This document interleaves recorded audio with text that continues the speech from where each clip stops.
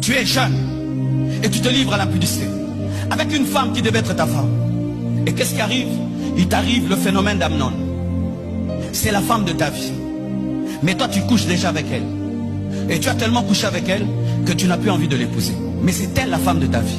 Et puis tu vas épouser notre femme. Et avec elle tu engendres des Ismaël au lieu d'engendrer des Isaac. Maintenant Jésus va venir par Ismaël.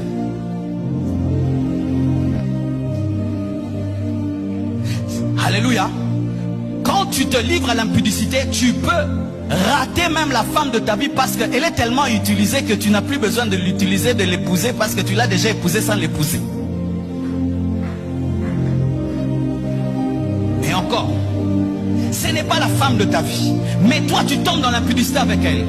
Et tellement qu'elle te donne du plaisir, tu l'épouses pour le plaisir alors que ce n'est pas la femme de ta vie. Et quand tu l'épouses, elle t'amène des démons. Et Dieu dans ta destinée n'a pas prévu que tu aies des démons, ça t'alourdit dans ta destinée. Vous voyez comment est-ce que l'impudicité perturbe une destinée. Il y a un autre exemple.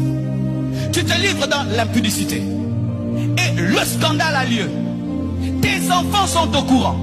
Et tes enfants maintenant doivent voyager, quitter les études, aller reprendre ailleurs, peut-être voyager 2 ans, 3 ans, ils perdent. Pourquoi ils ont du retard? Parce que les parents ne se sont pas gardés. Dieu t'appelle un puissant ministère. L'église est en train de grandir comme ça. 2 cultes, 3 cultes, impudicité, un culte. Nous connaissons un grand serviteur de Dieu. Il remplissait les stades. C'est parmi les gens qui m'ont appris à prêcher. J'ai appris à prêcher en l'écoutant. Et il tombe dans le péché. L'église s'est vidée, il ne reste que un tiers de l'église. Il a perdu son assurance, il a perdu sa force. Chaque fois qu'il prêche, tu sens qu'il est culpabilisé. Il a bouleversé le plan de Dieu.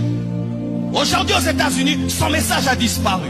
On prêche la bénédiction, l'abondance. C'était parmi les rares Américains qui prêchaient la repentance. Il a perturbé la destinée de toute une nation.